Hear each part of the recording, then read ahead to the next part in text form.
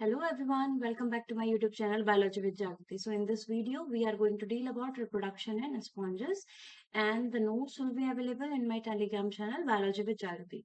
So let's start and these are some references. Okay, let's start. So sponges क्या होते हैं? सबसे पहले sponges के बारे में जानेंगे, then हमारा जो मेजर फोकस रहेगा यहाँ पे उसके रिप्रोडक्शन को रिलेटेड होगा. Sponges are the most ancient metazoans. सबसे ज्यादा ancient metazoans हैं आपके कौन? Sponges. They have a fossil record dating back nearly 600 million years. उनका fossil record 600 million years ago का पाया गया है.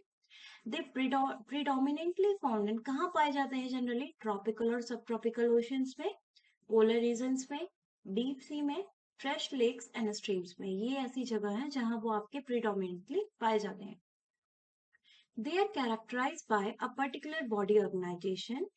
उनका एक पर्टिकुलर बॉडी ऑर्गेनाइजेशन है क्या कि दे लैक अ गट. उनमें गट नहीं होती, कोई मसल्स नहीं होती, कोई नर्व नहीं होगी, और कन्वेंशनल न्यूरोनल सिग्नल सिस्टम हो गया, ऑर्गन सिस्टम, जो भी होमोलॉगस है यूमेटाजोआ के, ये सब उनमें नहीं होते. But they have a unique aquiferous system. उनमें एक सिस्टम पाया जाता है. In general they have the canal system, जिसकी मदद से through which the sponges continuously pump water to feed and the respire. यहाँ पे लिखा गया है कि स्पंजेस का कोई भी आप उसमें कोई कैरेक्टरिस्टिक या पर्टिकुलर बॉडी ऑर्गेनाइजेशन, जैसा जैसे मान लीजिए उसमें गट नहीं है, उसमें ऑर्गन नहीं है, ऑर्गन सिस्टम नहीं है, तो उसमें इन सब चीजों की कमी को पूरा करने के लिए, because they have to like excrete, they have to take nutrition, तो इन चीजों के लिए उसके पास एक स्पेसिफिक एक्विफेरस सिस्टम है जिसे आप कैनाल सिस्टम कहते हैं, और we call it water canal system. They are the filter feeders. Filter feeders का मतलब क्या होता है कि पानी के थ्रू ही उनके अंदर खाना वगैरह आएगा. फिल्टर जैसा पानी आया और उसी के साथ उनका जो भी फूड पार्टिकल्स है वो सब पानी के थ्रू ही उनकी बॉडी के अंदर एंटर करते हैं. They divide into 4 classes. 4 classes में स्पंजेस को डिवाइड किया गया है. डेस्मोसोम्स, हेक्सएक्टिनेट्स जिन्हें ग्लास स्पॉन्जेस कहते हैं, calcareous sponges and homoscleromorph. These are the 4 classes of sponges. चलिए, अब क्योंकि हमारा मेजर जो फोकस था वो कहाँ पे रहेगा? रिप्रोडक्शन में, तो हम रिप्रोडक्शन इन स्पॉन्जेस स्टार्ट करते हैं with the sexual reproduction. So male gamete, that is spermatozoon, is released by the sponge in the water bodies. Spermatozoon क्या करता है? मेल गैमेट को वाटर बॉडी में रिलीज करता है. The water current carries it. पानी में रिलीज कर दिया, फिर पानी के ही करंट के साथ, पानी के बहाव के साथ ही वो क्या करेगा? एक जगह से दूसरी जगह जाएगा. It remain in water current until it is captured by the coenocyte cell of another sponge. मान लीजिए इस स्पंज ने अपना मेल गैमेट पानी में रिलीज करा, तो ये पानी में ही रहेगा. कब तक? जब तक दूसरे स्पंज की कोएनोसाइट सेल्स उस आपका मेल गैमेट को कैप्चर ना कर लें. अब कोएनोसाइट सेल्स क्या होती हैं? इन सेल्स को आप कॉलर सेल्स के नाम से भी जानते हैं, and they are specialised flagellated cells present in the sponges. Choanocytes flagellated cells हैं. They have the flagella like structures that present in the sponges. After capturing the spermatozoon, coenocyte cell transform into amoeba-shaped cell called the carrier cell. पहले क्या हुआ है कि male gamete release हुआ है पानी में, और दूसरे फिर उसे वाटर ने कैरी करा है. वाटर में वो तब तक रहेगा जब तक कि दूसरे स्पंज का कोएनोसाइट सेल उसे पकड़ ना ले. कोएनोसाइट सेल फ्लैजिलेटेड होती है, और जैसे ही ये मेल गैमेट को पकड़ती हैं वो अपना शेप चेंज कर लेती हैं, अमीबा शेप बन जाती हैं, और अब उन्हें क्या कहा जाता है? आपका carrier cell. As the name suggests, carrier cell carries spermatozoons and give it to the egg. वो क्या करेगी? स्पर्म को आप स्पर्मेटोजोन को कैरी करेगी और जा करके उसे किसके पास छोड़ देगी? आपका एग के पास. The egg lies near in a chamber formed by the coenocytes. Coenocyte cell से बना हुआ एक चैम्बर है, उस चैम्बर के पास ही आपका एग लाई करता है. तो कोएनोसाइट सेल ने मेल गैमेट को पकड़ा और जाकर के किसके पास छोड़ दिया? आपका एग के पास छोड़ दिया. तो फर्टिलाइजेशन जैसे आप देख रहे हैं कि मेल गैमेट दूसरे स्पंज के अंदर गया है, अंदर ही आ गया, वहां पे कोएनोसाइट्स ने रिलीज कराया है, तो इंटरनल फर्टिलाइजेशन है. And as a result of fertilisation zygote and embryo form. So development is indirect. Indirect development means there are larval stages. There are the larval stages, means they have different type of larva found in the sponges. तो क्या पढ़ा male gamete के sexual reproduction में अभी तक कि एक आपका स्पंज ने एक मेल गैमेट वाटर बॉडी में रिलीज करा है, दूसरे स्पंज के कोएनोसाइट सेल ने उस मेल गैमेट को पकड़ लिया, और क्योंकि दूसरे स्पंज के अंदर क्या होता है, कोएनोसाइट्स के आपका एक चैम्बर जैसा होता है उन सेल से बना हुआ, वहीं पे एग सेल लाई करती है। तो कोएनोसाइट सेल्स क्या करती है, आपका मेल गैमेट को पकड़ करके कैरियर सेल में चेंज हो जाएंगे, दे चेंज देयर शेप, और ले जा करके उसको किसको दे देती हैं, आपका एग को दे देती हैं। Generally there are two types of larva in the sponge, क्योंकि डेवलपमेंट कैसा है, इनडायरेक्ट। इनडायरेक्ट में क्या होता है कि जो बेबीज हैं वो पेरेंट्स जैसा रिजेंबल नहीं करते, दे हैव द इंटरमीडिएट स्टेजेस, कुछ बीच में स्टेजेस होती हैं जिन्हें हम लार्वल स्टेजेस कहते हैं। एक तो इसमें होता है हॉलो सिंगल लेयर ब्लास्टुला। एक सिंगल लेयर्ड का आपका देखिए, एक सिंगल लेयर का ऐसा स्फेरिकल जैसा स्ट्रक्चर होगा, सिंगल लेयर्ड है तो अंदर से खोखला होता है, इसीलिए क्या लिखा है, होलो, खाली है अंदर से। दूसरा टू लेयर्ड ब्लास्टुला होता है जिसमें कैविटी नहीं होती। तो जो सिंगल लेयर से बना है उसमें कैविटी है, जो टू लेयर्ड ब्लास्टुला है उसमें कैविटी नहीं है। होलो ब्लास्टुला देखिए, इसमें आपको मिल सकते हैं सीलोब्लास्टुला, कैल्सीब्लास्टुला, सिनेटोब्लास्टुला, एम्फीब्लास्टुला। और जो ऐसे ब्लास्टुला है जिनमें कैविटी नहीं है उन्हें पैरेन्काइमिला, होप्लिटोमेला, ट्राइकोमिला। ठीक है, these are all the larval stages. Now a larva swims for a period of time that may vary from few hours to few days before it descends to find a surface suitable for the attachment. आपका क्या हुआ, larval stage बनी। वो जो larval stage है वो आपका क्या करती रहेगी, स्विम करती रहेगी। कब तक स्विम करेगी, जब तक कि उसे कोई एक सरफेस ना मिल जाए। जैसे for suppose this is the larva, ये स्विम करता रहेगा तब तक जब तक इसे कोई सरफेस ना मिले। जैसे ही इसे सरफेस मिलेगी ये उस सरफेस से जाकर के अटैच हो जाएगा, और उस सरफेस को अपने सबस्ट्रेटम के तौर पे क्या करेगा, इस्तेमाल करेगा। Now after attachment the larva Metamorphosis into young sponge. अब वो आपका अटैच हो गया है आपको सरफेस से, अब उसमें मेटामॉर्फोसिस का प्रोसेस होगा और वो आपका यंग स्पॉन्ज में चेंज हो जाएगा। The temperature of water plays a very crucial role in the sexual maturation of sponges. Sponge की सेक्सुअल मैच्योरेशन में वाटर के टेम्परेचर का बहुत इंपॉर्टेंट रोल होता है। कैसे देखिए, टेम्परेट रीजन में जो मैच्योरेशन है वो मेनली अगर होता है स्प्रिंग से ऑटम में। कुछ स्पंज मैच्योर रहते हैं आपके किसी भी टाइम में हो जाएंगे, ईयर के किसी भी टाइम में, उनको टेम्परेचर का इतना वो, जैसे स्काइफा है तो ये ना पूरे साल भर कभी भी मैच्योर हो जाता है, इसको साइकॉन भी कहा जाता है। और इसके अलावा जो ट्रॉपिकल स्पॉन्जेस आप देखेंगे वो भी किसी भी टाइम पे ईयर के क्या हो जाते हैं, मैच्योर हो जाते हैं। लेकिन जो टेम्परेट रीजन के जो आपके स्पंजेस हैं इन जनरल स्प्रिंग से ऑटम वाले सीजन में क्या करते हैं, अपना मैच्योरेशन शो करते हैं। अब आप यहाँ पे डायग्राम देख सकते हैं, these are all larval stage, ये स्पंजेस के लार्वा है। सबसे पहला वाला कैल्सी ब्लास्टुला। अब अगर आप कैल्सी ब्लास्टुला देखेंगे, yes, calciblastula hollow blastula के अंदर पड़ा था। तो ये देखिए, ये सिंगल लेयर सेल है, एक ही सेल की लेयर है ना, सिंगल सेल है, और इसके बीच में स्पेसेस है। ठीक है, ये दूसरा सूडोब्लास्टुला है। Then third one is amphiblastula. Again amphiblastula आप कहाँ देखा था, होलोब्लास्टुला के अंदर, so it have space, you can see that. इसके अलावा जो आपके बिना कैविटी के हैं, पैरेन्काइमिला, आई थिंक ये, हाँ, F1, where is the F, इधर, दिस वन। इसमें कोई एयर आपको कैविटी दिख रही है, बीच में स्पेस दिख रहा है, नहीं, तो ये आप एग्जांपल देख सकते हैं। H वाला आपका ट्राइकमिलिया है, आप देख सकते हैं यहाँ पे कोई भी कैविटी अंदर से प्रेजेंट नहीं है।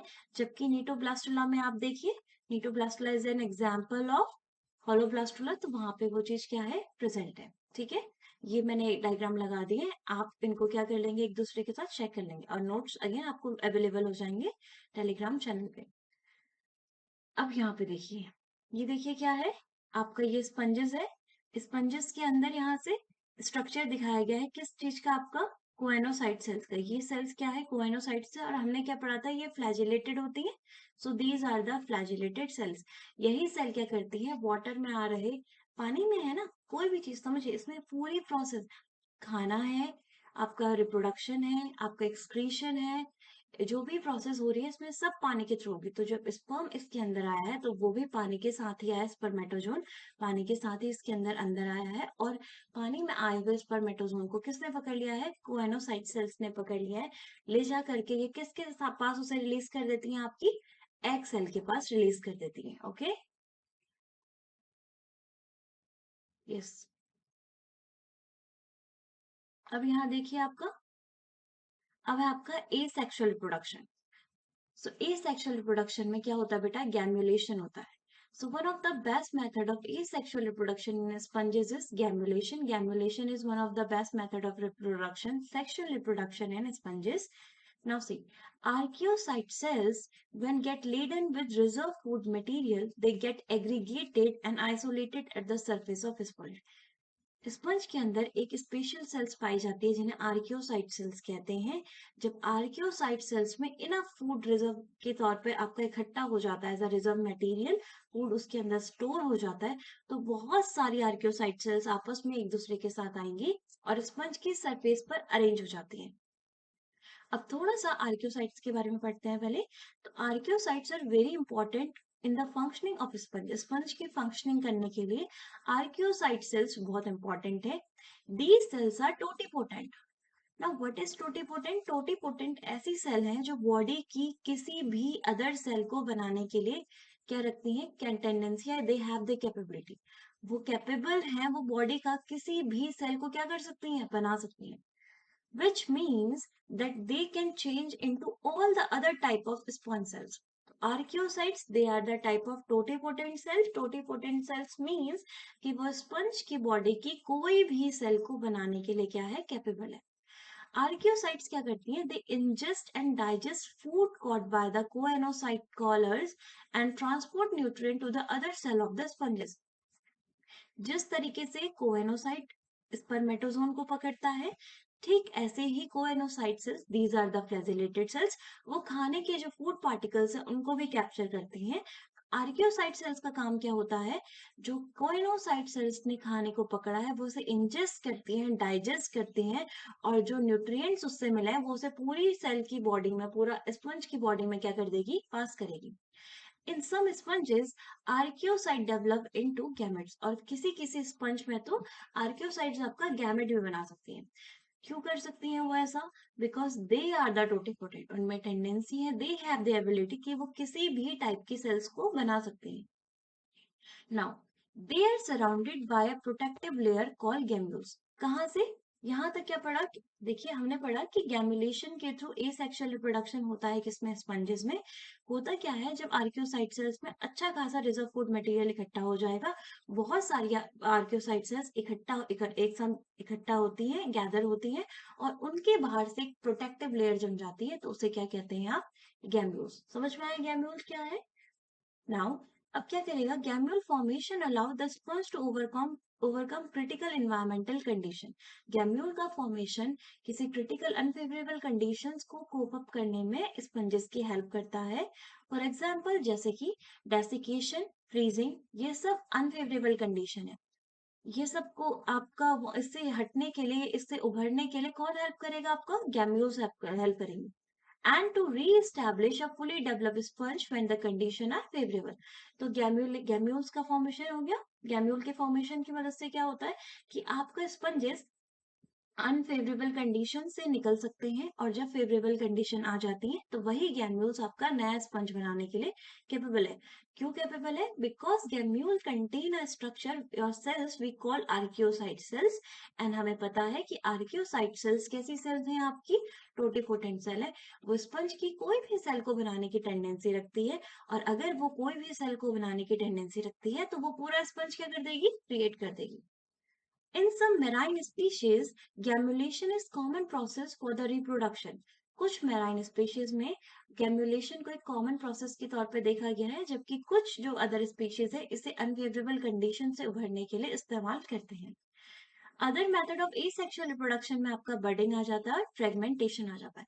बर्डिंग में क्या होगा, ये स्पंज है, स्पंज के साइड से ही बॉडी से छोटा सा बर्ड जैसा आउटग्रोथ निकलेगी, थोड़ा ग्रो करेगी, फिर बाद में वो पेरेंट बॉडी से डिटैच हो जाएगी और अपना अलग सेपरेट ग्रो करेगी। फ्रेगमेंटेशन में क्या होगा, इसके टुकड़े हो जाएंगे, फ्रेगमेंट्स का फॉर्मेशन हो जाएगा, और हर फ्रेगमेंट एक नया क्या बनाएगा, आपका स्पंज बनाएगा। When condition become favorable, the gamule emerge through a small opening called the micropyle. अब क्या होता है जब आपका फेवरेबल कंडीशन आ जाता है तो यहाँ से जो आर्कियोसाइट सेल्स हैं वो बाहर निकलने लगेंगी माइक्रोफाइल से। उसके बाद ये सेल्स रीऑर्गेनाइज होती है और जो गैम्यूल है वो नई और जेनेटिकली आइडेंटिकल अडल्ट स्पॉन्ज में चेंज हो जाता है। समझिए कि क्या हो रहा है। एसेक्सुअल रिप्रोडक्शन के दौरान या अनफेवरेबल कंडीशन से हटने के लिए, उभरने के लिए स्पंजेस में एक स्ट्रक्चर का फॉर्मेशन हो रहा है जिसे क्या कहा जा रहा है, आपका गेम्यूल्स। ये है मान लीजिए आर्कियोसाइट सेल्स। जब ये सेल्स आपस में पूरा मतलब इनमें फूड रिजर्व मटेरियल अच्छा खासा स्टोर हो जाता है तो ये एक साथ इकट्ठे होना शुरू हो जाते हैं। तो आप देख रहे हैं यहाँ पे बहुत सारी सेल्स क्या हुई है, इकट्ठा हुई है। जब ये इस तरीके से इकट्ठा होती है इनके बाहर से लेयर का फॉर्मेशन हो जाता है और प्रोटेक्टिव लेयर का फॉर्मेशन हो जाता है। अब ये क्या बना देता है, गैम्यूल बना देता है। आर्कियोसाइट्स अंदर इकट्ठा हुई हैं, बाहर से उसे प्रोटेक्ट कर दिया है क्या, एक प्रोटेक्टिव लेयर ने, और इकट्ठा पूरा से क्या कहा गया है, गैम्यूल बोला गया। अब आप गैम्यूल में यहाँ पे देख रहे हैं, यहाँ पे एक स्ट्रक्चर है, यहाँ पे थोड़ा सा स्पेस है जिसे क्या बोला गया है, माइक्रोपाइल। तो जब तक अनफेवरेबल कंडीशन है ये ऐसा ही रहेगा, लेकिन जैसे ही अनफेवरेबल कंडीशन हटी, माइक्रोपाइल से आपका क्या बाहर आने लगेंगी, आर्कियोसाइट सेल्स। और आर्कियोसाइट सेल्स के हमें कैरेक्टरिस्टिक्स पता है कि these are the totipotent cell. वो कोई भी सेल बनाने की टेंडेंसी रखती है, बाहर आएंगी, उन सेल्स का रीअरेंजमेंट होगा, वो अलग अलग अलग टाइप की सेल्स में चेंज हो जाएंगी and finally they will the form a complete new sponge. But आपको ये चीज ध्यान रखनी है, जो स्पंज है वो जेनेटिकली आपके किसके जैसा होगा, आपका अडल्ट की तरह। क्यों मीन्स जिस जिस अडल्ट से वो आर्कियोसाइट सेल्स आई हैं उसी की तरह बनेगा। क्यों बनेगा, क्योंकि यहाँ पे कोई भी सेक्सुअल रिप्रोडक्शन या यहाँ पे फर्टिलाइजेशन जैसी चीज नहीं हुई है। ठीक है, ये देखिए बडिंग में क्या होता है आपका, ये स्पंज है, स्पंज के बेस में से एक आउटग्रोथ बनने लगेगी, इस आउटग्रोथ को बड कहते हैं। धीरे धीरे ये साइज में ग्रो करेगी। और आप देख रहे हैं यहाँ पे एक और चीज ध्यान से देखिए। Wait.